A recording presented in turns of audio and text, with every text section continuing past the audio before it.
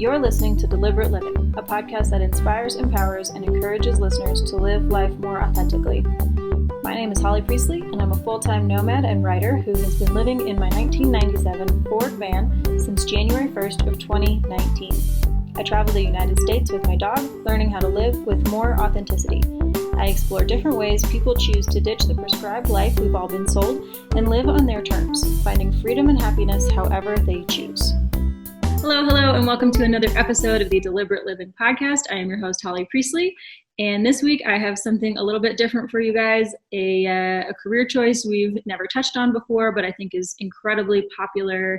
Maybe not during pandemic times, but if you're planning ahead for next year or even 2022, I think this could be a great option for people who are looking to maybe get out of whatever country they've been in.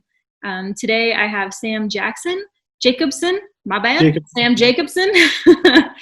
And he is currently a fire lookout in Montana, but previously he was teaching English in China for a few years, and that is a very popular job that I know most of my friends who I know have done it straight out of college.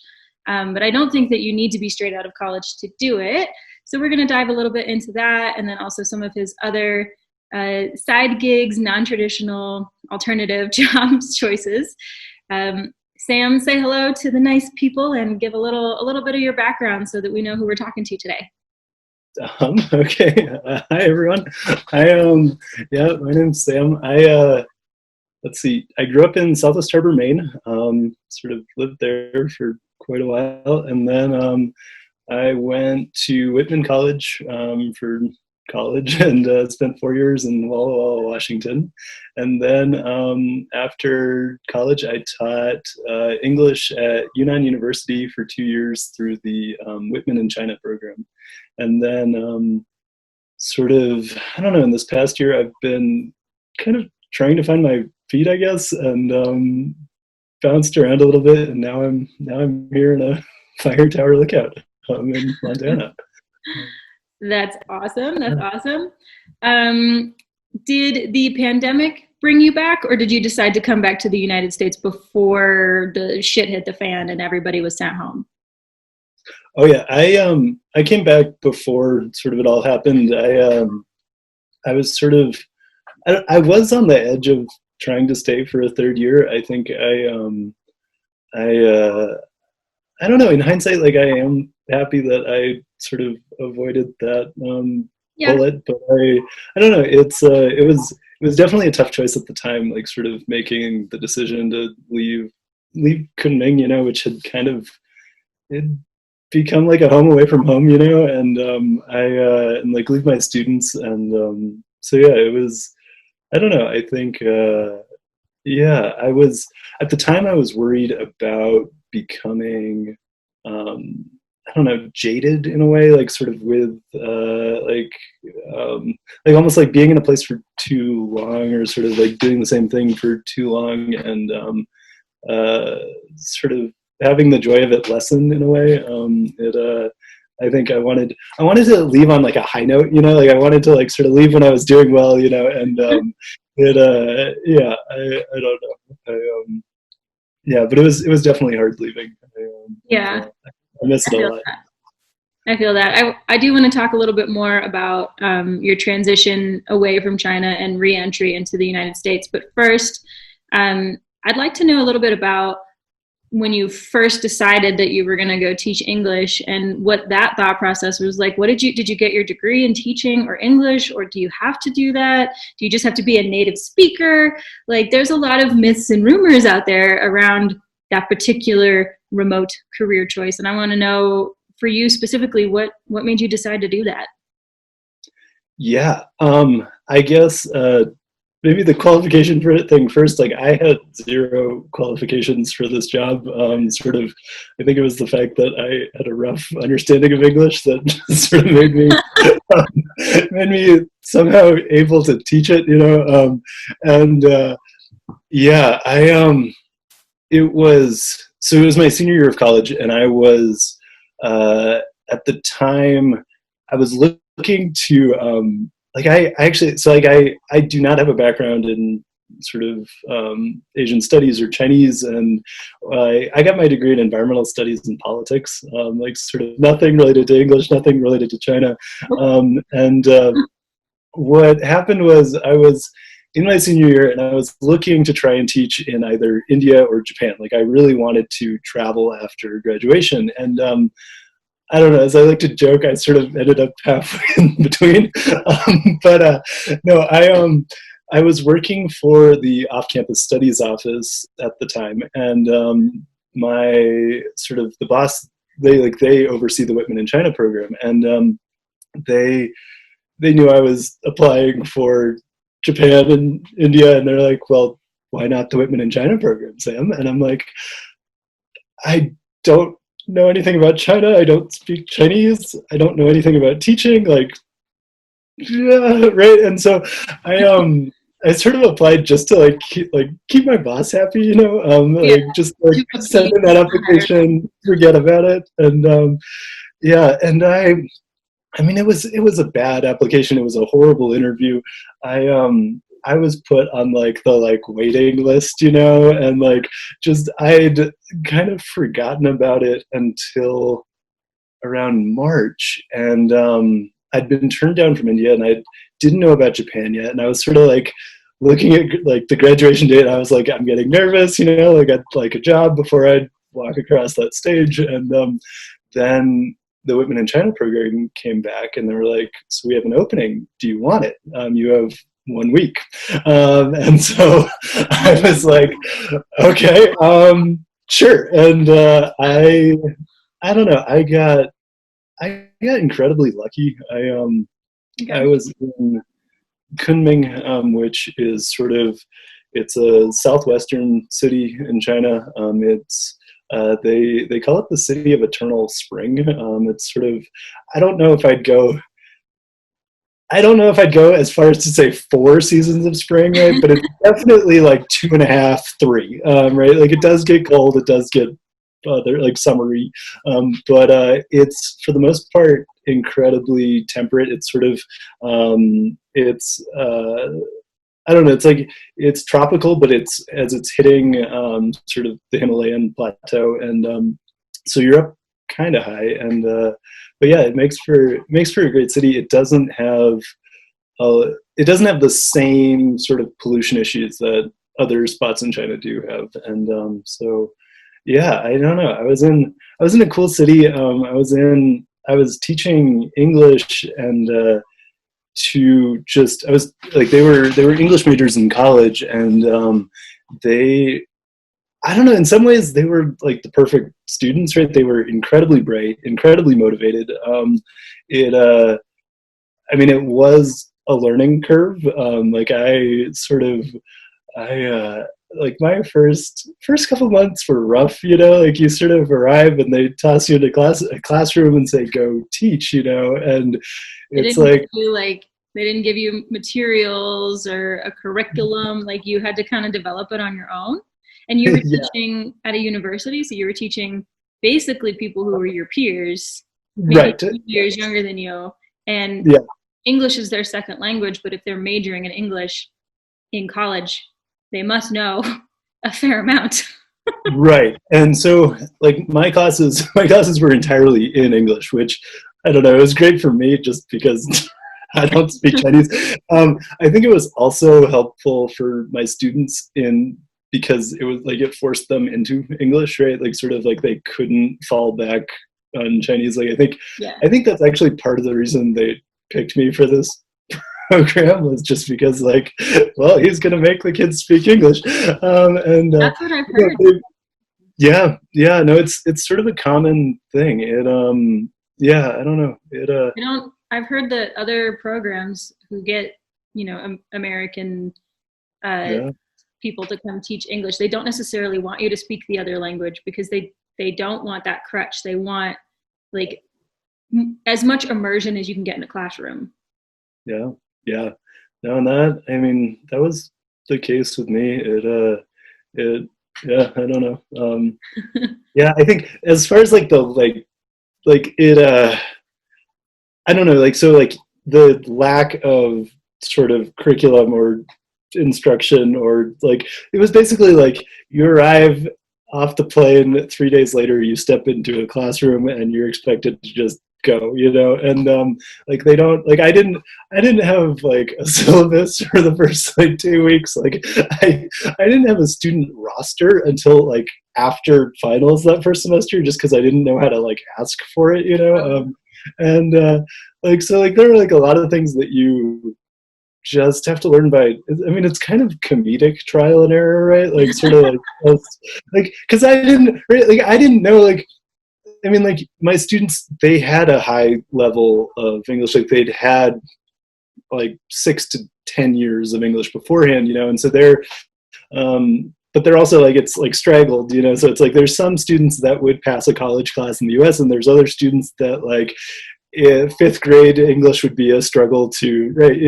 and so it sort of, it spanned that range, and right, and like I didn't, it took me a little while to like learn that, right, like sort of I just didn't quite get it at first, and as time went on, sort of the lack of curriculum became something incredibly like freeing and creative, right? It like sort of became the creative challenge, like sort of like if you could design sort of an English class, like what would it look like, sort of like what is it that you think your students need or would be interested in, or sort of would be interesting for both you and them, and yeah, sort of so yeah, we did a lot of different things, right? Like I did everything from teaching them like idioms, like chase it, like wild goose chase, like once in a blue moon, to like I made them like put on like plays by Dr. Seuss, like I took those books and they had to perform them. And,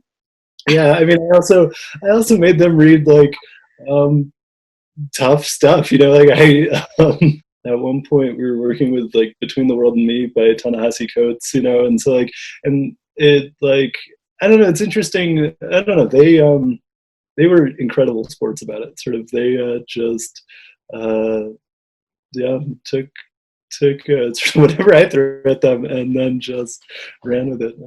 Yeah.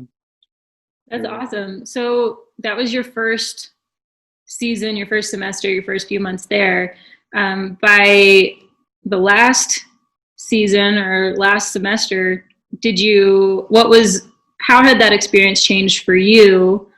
Did you get more comfortable teaching? Did you have the same students? Did you have different students? Did you immerse yourself in I mean, you were there for 2 years, so I imagine it wasn't always such a, wow, been airdropped into this place that you don't know anything about. Yeah. No, I mean, it became sort of increasingly more rewarding as time went on, just everything from teaching, right? Like sort of when my first class, right? I walk into class and we were given a map of campus, like a paper map of campus, teaching building circled and said, go teach, right? And so like, I mean, it's me and this other teacher, he's teaching down the hall. And he and I are just like wandering around, completely lost. We finally find the building.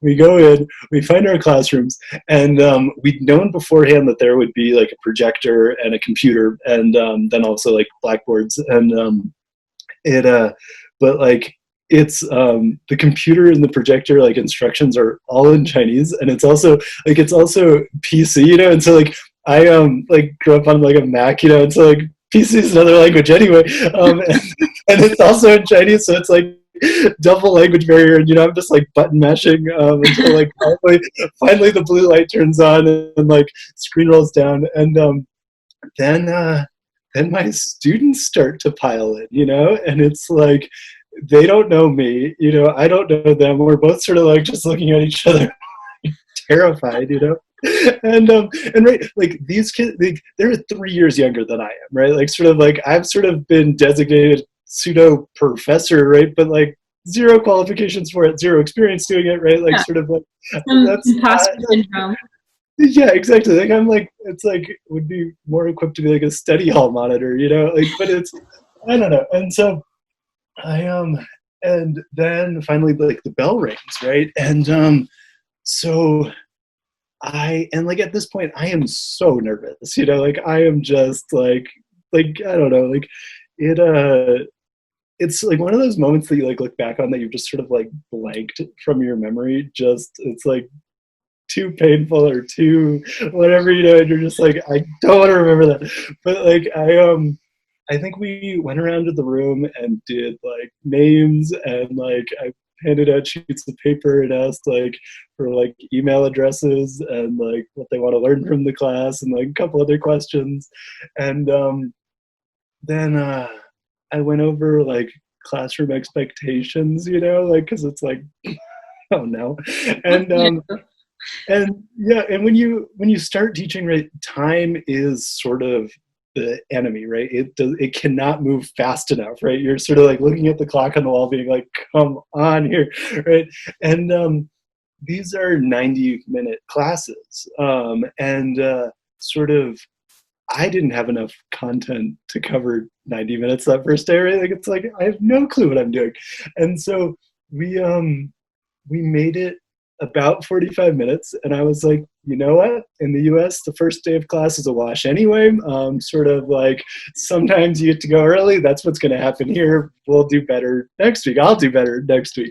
And they so I was like, okay, you all can go, like I'll have a syllabus and stuff, we'll do this for real next time. And oh, also, like, so I was teaching, I had like sort of, it was like one, like, so I was teaching like two different sections of writing and two different sections of oral English, but I only had like sort of each of those sections once a week for 90 minutes, right? And so it's like it's a bit of a challenge, just that way. Like it's a very different sort of class structure. Like in China, like there's like my students were taking like 11 to 12 classes a semester, you know, and just I don't quite know how they did it, but yeah, it was so like timing was a challenge, but at the beginning it was more just too much time was the challenge, right? And so like I told them like, you all can go, and they they all look at me like I'm nuts, you know? And then one of my students runs up to the front of the classroom, and she like whispers to me, she's like, Mr. Sam, you cannot let them go. You will get in trouble if they leave early.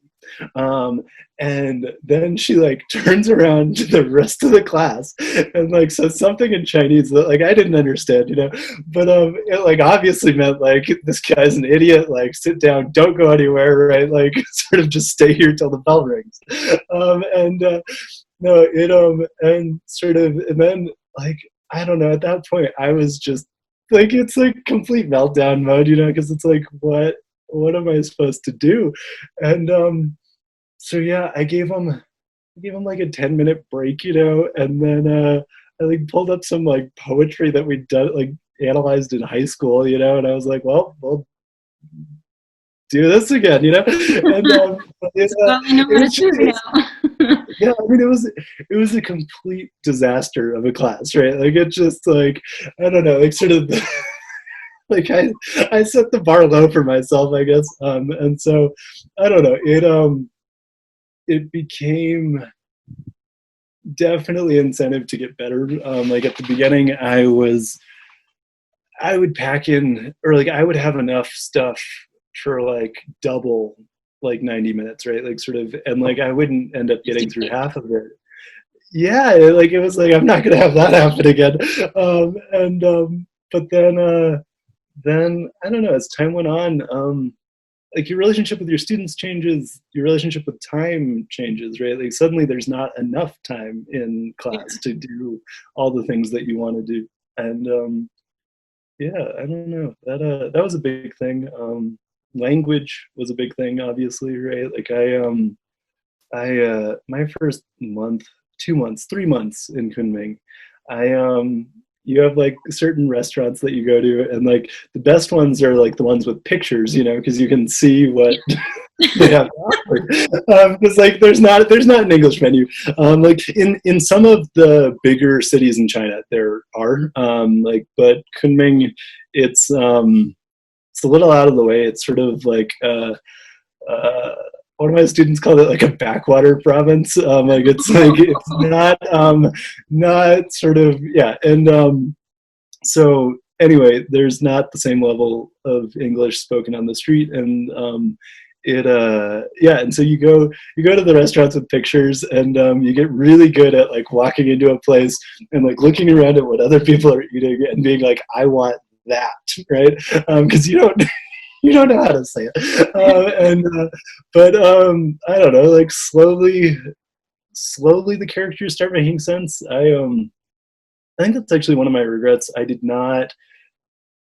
think my first year in China, I assumed I would pick up the language faster than I actually did. Like I sort of assumed like, oh, it'll be you're immersed. You'll just pick it up. Right. And it's not the case, right? Like sort of, I think I wasn't reckoning with a lack of alphabet, right? Sort of like you can't sound things out in Chinese the same way you can in French or Spanish or like Hindi, right? Like sort of there isn't that alphabet to go on, and so it's like you know the character or you don't, and then there's tones and yeah, all the rest of the stuff. And I made a much greater effort in my second year to begin learning Chinese. Yeah, my Chinese, I don't know, it's random. It's like survival Chinese, that sort of amounts to like a 5-year-old's vocabulary that just yeah. And then I mean also the city changes too. Yeah, you sort of become much more familiar with where things are. And in Kunming, like none of the roads are straight, like parallel, and so like you can walk certain ways and it's like, oh, I'm just gonna like take a shortcut to get to this other road, and it's like you end up like in the opposite direction. No. I think that's awesome. So by the end of it, it got easier. You started like knowing how time worked. You started knowing what the students needed and expected from you, and it just got smoother and easier. Yeah. Did you come back to the US between your first and second years, or did you just stay there? I came back for the summer. I'd already bought, so like Whitman in China, it's a 1-year deal, and I'd bought my plane ticket back in January, and then in April they floated the idea of a second year. Sort of the university was like, do you want to stay? And so you didn't get out of a job. Exactly. I was like, yeah, I'll definitely stay. And I did come home. I think in hindsight, I would have.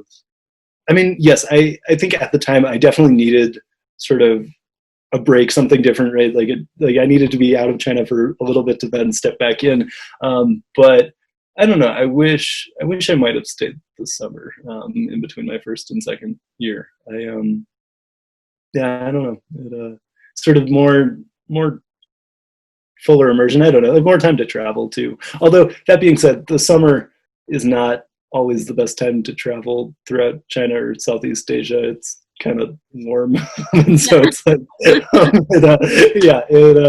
don't know how that would have worked, but.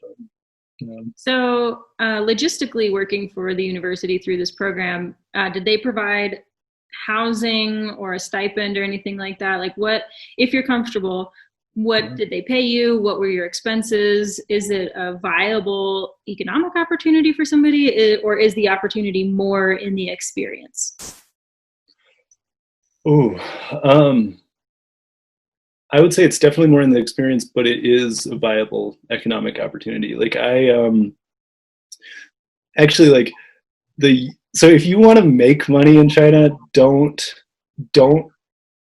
unless you have like a PhD, don't try and teach at a university, because you get stuck in like a pay grade that's like kind of low. Or go to a bigger city, right? If you want to make money teaching at a university. In Kunming, they're like the pay grades are like different, and they're also outdated, right? Like they're like sort of like we were paid well by Chinese standards, not well by other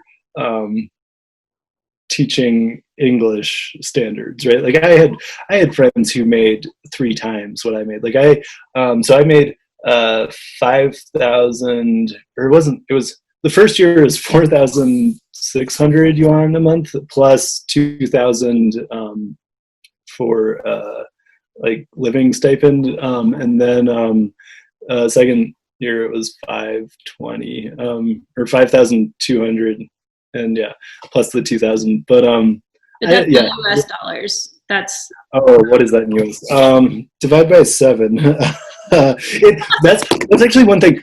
If you go live in a foreign country, teach in a foreign country, do anything in a foreign country, don't get used to switching it back into US dollars, because it's a losing proposition. If you know what I mean, like it's like because like everything there is cheap in terms of US dollars. So like it's like, oh, that's only $5. It's like, no, that's a lot of money, you know. And so it's easier if you can just get used to working in yuan, or I guess divide by 7. What do we got?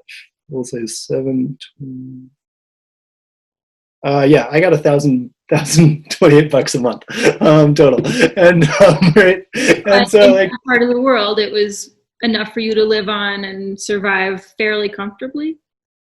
Yeah, no, and I mean, it was enough to, like I didn't make money on it, but I didn't lose money on it. I mean, it was like more than enough money to travel around Asia on breaks. This is actually, so the benefit of teaching for a university is that you get university breaks. And so it's essentially 2 months from beginning of January to end of February to do whatever you want. And that's like, it's during the spring festival. And so, I mean, I traveled a lot at that time. And, but yeah, no, I mean, $1,000, right? It's more than enough to live well. Certainly by Chinese standards. I think the expensive stuff, it's like the foreigner cafes and bars, right? Like it's like if you want coffee or alcohol or like a bagel or hamburger, right? Sort of that stuff costs more. No, there's also ways to work around that. If you're teaching abroad, at least in China, there are a lot of opportunities to sort of teach restaurant staff English in exchange for free food, which I didn't like get in on until my second year, you know. But like it's a huge cost effective, like huge way of saving money, right? Because it's like you just get get good food and that's something I would definitely recommend looking into. And it's sort of like, it's like under the table, right? Because like you're not really supposed to have other jobs on your visa, so you just don't really tell anyone, and just I'm not getting money for it. Yeah, exactly. Yeah, no, like I was teaching English at this French restaurant, you know, and so like cool. It was like really good bread and like really good coffee, and like, I was in seventh heaven, you know, it's just like a couple extra hours a week, and yeah, I think that's incredibly unexpected, and I love it. No, it's definitely something like look into, like, because it's not always advertised or well known before you grow, and so what was your re-entry like into the US? I mean, you took a break in the middle and you came back for the summer, but then you went back for another year, and then you came back not for good, but you're here now. So I'm still here. How was that experience like? I mean, the culture shock, I imagine, was significant, but maybe less so since you weren't over there for the full 2 years. I don't know. Like, what was that like? I mean, it's big. I think I don't know. This past year, it's been good in hindsight. It was not an easy re-entry for me. I think I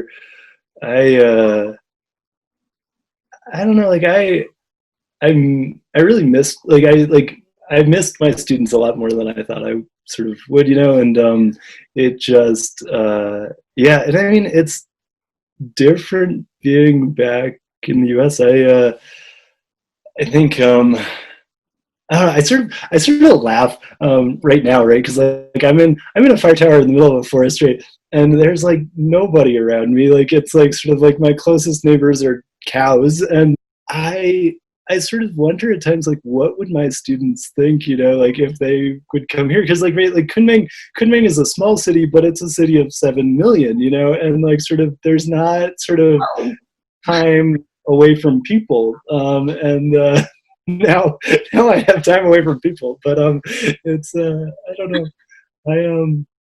I spent the fall traveling around visiting friends, sort of getting slowly reacquainted.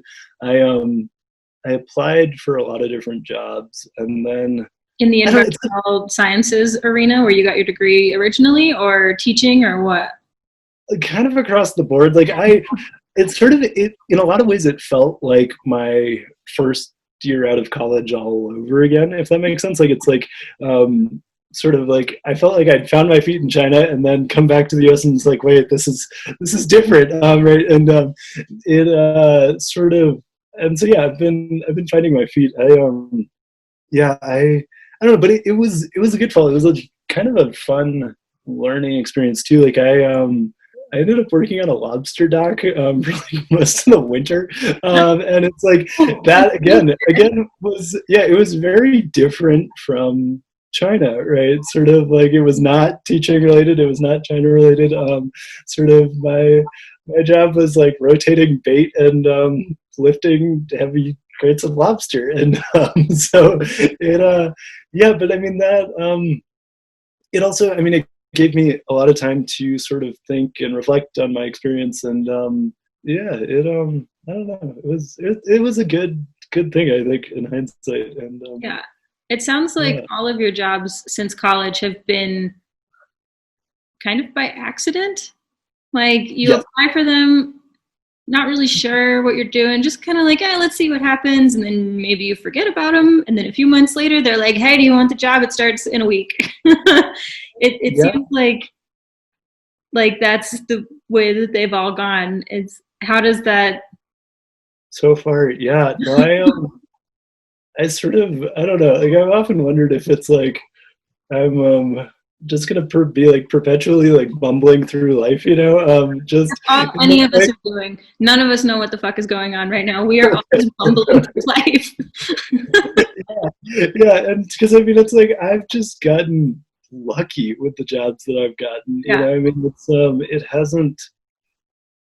hasn't been sort of yeah, I mean, like I had to apply for them, but then, as you said, yeah, forget about them. Like this fire tower job, it was so bad. I got a call in April, and it was a Montana number, and I was like, oh, this is a telemarketer, don't answer, but I pick up my phone and like I answer it, and it's this person on the other end who's now my boss, who was like, so are you still interested in this fire tower position?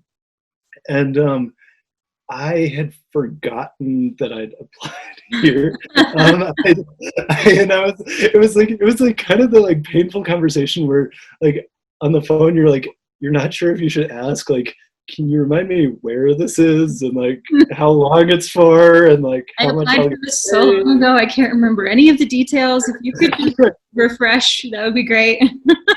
No, and that's what it felt like, and yeah, but no, again, I mean, it's sort of just lucky. Yeah, I for reference, like I have no idea what I'm doing after this. Like, hopefully something comes along. But probably something you applied for like 6 months ago and completely forgot. That's the hope. Yeah, that's the hope. But, no. What do you think are the biggest pros and cons of either of teaching English in China specifically, or of your random assortment of career experiences so far? Oh gosh. I mean, teaching English in China, it for me, I went with the intention of wanting to travel, right? And I did a lot of traveling. Like I got to see some cool places, and but think I kind of came away with the interest in teaching, and that part I did not expect to sort of do. Like, have you know, like sort of I was looking at teaching as sort of a means to an end, rather than I think now I don't know, like I do want to end up back in a classroom someday, and it's a fun way to learn about the world, fun way to learn about yourself. There's a quote by Gokhale. He was Gandhi's political advisor. He basically, there's like this famous quote. I'm gonna butcher it. Basically, he talks about how you're doing something and your views will begin to correct themselves, right? Sort of like through the process of experience, like that. Yeah, I don't know. That's sort of that's yeah. I think what living in a foreign country certainly offers, right? Like sort of you um, get a lot of insights that you just wouldn't have at home. And, yeah. Is there anything that you wish you had done differently, or maybe that hadn't happened, or is there anything that was sour? Oh, I mean, yeah. I mean, it's like living in a foreign country. Like, there's it's a constant like sort of like back and forth. Like there are times where it's like I really hate this place, you know, like get me out of here. And, like it's different. Or it's challenging. Or like my so when I was in fifth grade, we lived in Honduras for a year, and our family, my mom, she's a doctor, and she like I don't know, it's like a joke in our family, like sort of gringa and ojada moments, like sort of like angry, like foreigner moments, right? And like that's what you experience a lot living in other places. And it's sort of a process of recognizing it, sort of being okay with it, but also not being sort of taken away by sort of that. And yeah, I mean, I'd say if you go abroad without sort of a language background, like you will have, like, I mean, like there are a lot of foreigners sort of overseas, and like you will sort of naturally gravitate towards hanging out with them just simply because English is being spoken, right?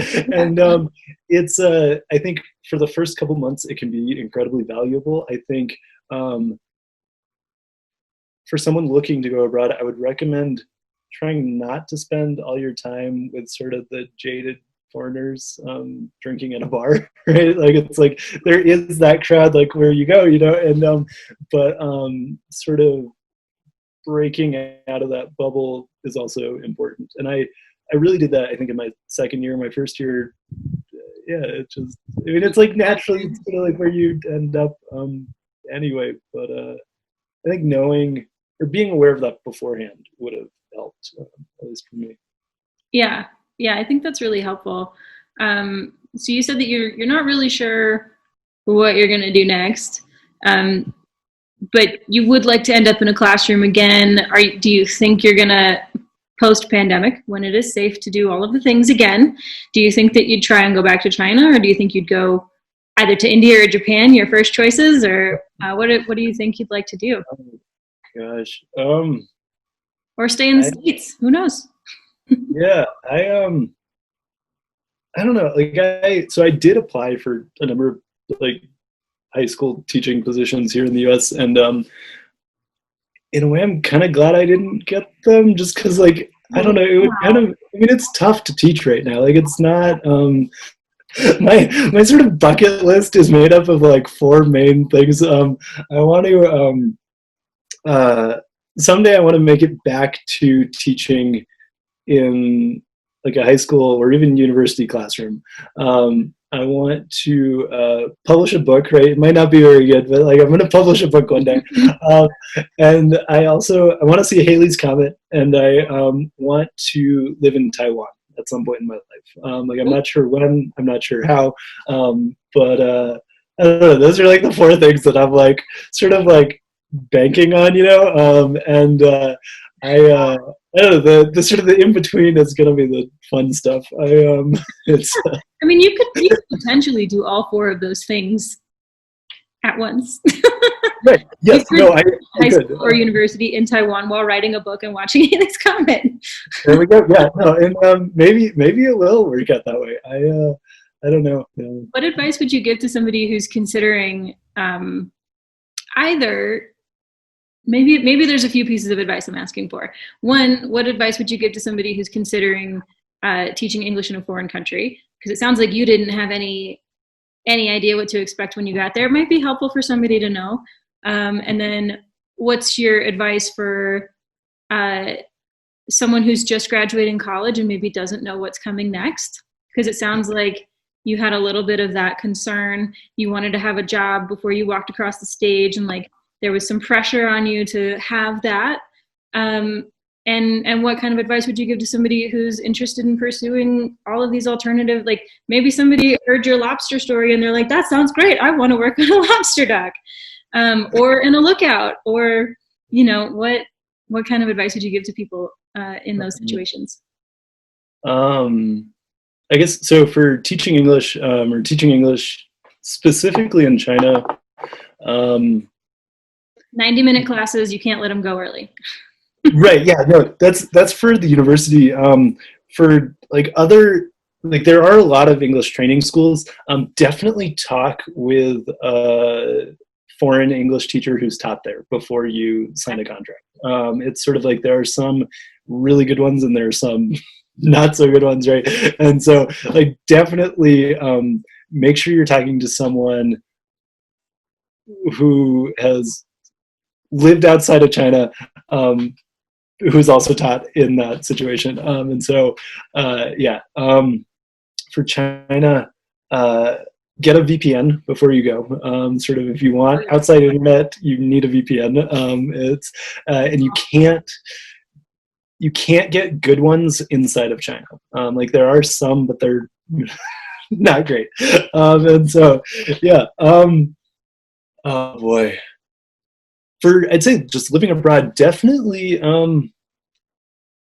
read a book or two on the country before you go. Like it helps. Like, I mean, it like gives you like a touch point. My sort of knowledge of China was really bad. Like it just, but you learn things as you go along, and sort of, I think being open to like absorbing new things is key. Definitely make an effort to learn the language. It helps. It's sort of it'll be maybe some of the biggest struggles and the biggest joys, right? And I don't know. I'd say you notice, like, you go through sort of stages, I think, living abroad, and like it's okay to have the like low stages, as long as you're not like sort of set on being stuck there, you know. But for Lobster Dock, warm boots in the winter, I don't know. Like it's cold, it's heavy. It is a good way of like making money. Like I was sort of living at home, working on a lobster dock, saving up. I was intending to go to Nepal in like March and April, and then COVID just those plans. No, it very quickly turned into a no-go. I don't know. I think for me, it was really interesting too, because I'm from Maine. Like I grew up in Maine, but sort of like I did not grow up sort of within the lobstering community in Maine. If that makes sense. Like it's very quintessential Maine lobster. They go. Yeah. Yeah. No, and it's sort of it's like I think in some cases you. Maybe not as much anymore, but you used to sort of really get grandfathered into it, and so it, but no, it, I don't know, it was neat. I enjoyed it, even though it was like heavy, cold, hard work, you know. But So if somebody wanted to just do something random. It sounds like you just apply to do something random and then you forget about it. And then yeah. No, yeah.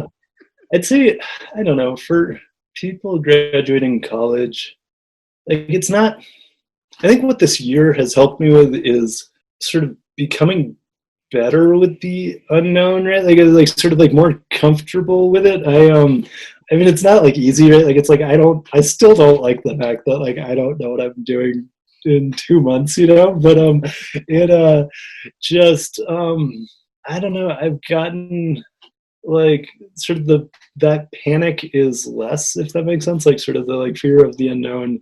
Um, you sort of in your grip on needing to control everything. Yeah, absolutely. Absolutely. Yeah, sometimes that just takes time. Other people are just better at it. Yeah, but no, there's something about the prolonged uncertainty of 2020 that really takes a toll on a lot of people's mental health. Yeah.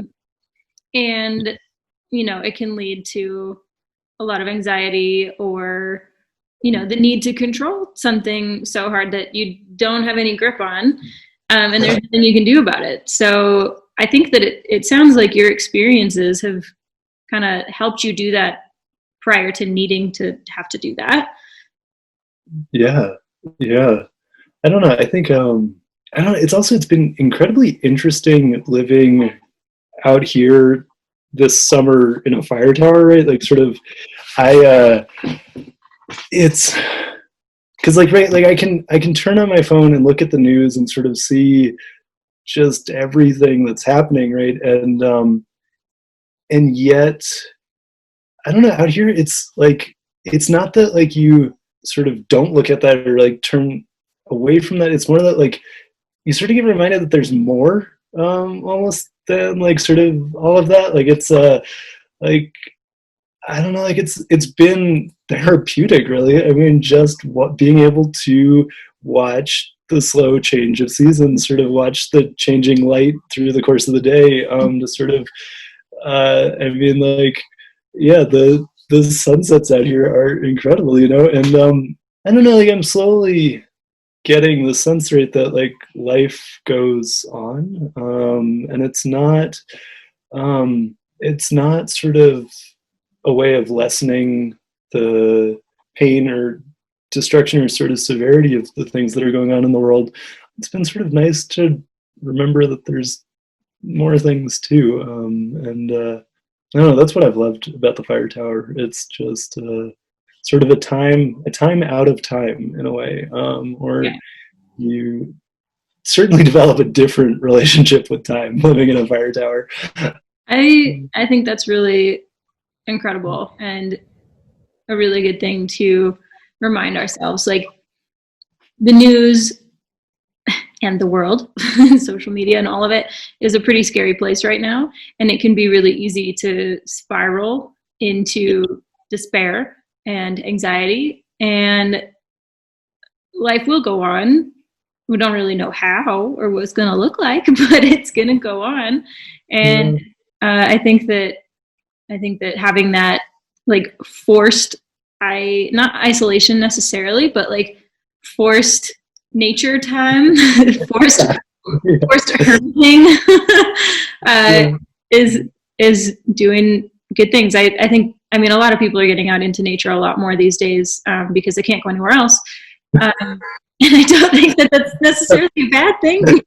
No, it's a very good thing. Yeah. That's awesome. Sam, if people wanted to come follow you online or anything and see what kind of adventures you're getting into, is there any way they can do that, or are you completely off of social media? No, I do have a Facebook. I don't have an Instagram. My email is sjacobson04679@gmail.com. All right, I'll include that as well. And then if somebody has a specific question about anything that we've talked about today, they can reach out and get some more information from you on that. Absolutely. Awesome. Yeah. Awesome. Like I don't know much about fire tower lookouts, right? Like it's like I know how to point the rangefinder in the right direction, but that's about it. Like I really know next to nothing about sort of fighting fire and all that. I do know slightly more about teaching English as a foreign language, and so. Yeah. Awesome. Well, Thank you, Sam. Yeah, thank you. This was fun. Yeah, absolutely. Thank you, everybody, for tuning in. And if you enjoyed this podcast and got value out of it, please go ahead and leave it a 5-star review. That does help it get in front of the eyes of other people who need to hear this information. I also have links to support the podcast if you want to help me produce these things moving forward. That would be awesome via Venmo or PayPal. And I hope you tune in next week for another excellent episode. And again, thank you very much, Sam. And I'll talk to you soon because I have more questions. Absolutely. See you. We've reached the end of this episode of Deliberate Living. You can find the show notes and everything we referenced over on my website, and be sure to subscribe wherever you listen to podcasts on YouTube, or sign up for email updates every time something new is published.